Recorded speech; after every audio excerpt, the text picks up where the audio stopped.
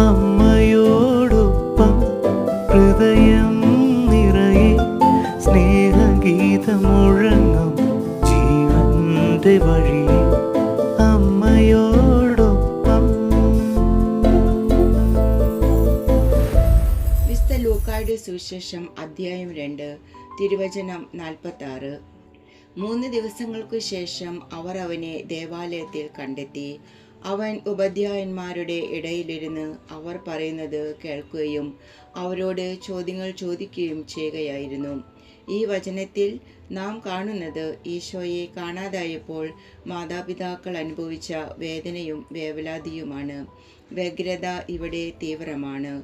ഈശോ പോകുവാൻ സാധ്യതയുള്ള എല്ലായിടത്തും അവർ അന്വേഷിച്ചു. അവസാനം ദേവാലയത്തിലെത്തുകയും ബാലനായ യേശു തൻ്റെ പിതാവിൻ്റെ ഭവനത്തിൽ ആയിരിക്കുന്നത് കാണുകയും ചെയ്തു. ഉണ്ണി യേശുവിനെ ദേവാലയത്തിൽ കണ്ടെത്തിയതുപോലെ നമുക്കും നമ്മുടെ മക്കളെ തിരക്കി ആദ്യം ദേവാലയത്തിലേക്കും കർത്തൃസന്നിധിയിലേക്കും പോകാം.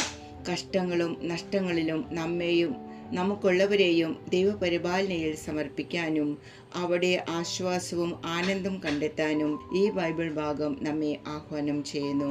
ഒരു സാധാരണക്കാരൻ്റെ എല്ലാ വേദനയും വിഷമങ്ങളും സഹിക്കുകയും വഹിക്കുകയും ചെയ്ത പരിശുദ്ധ അമ്മ വിശുദ്ധ യൗസേ പിതാവ് നമുക്കും ഈശോയെ നേടാം.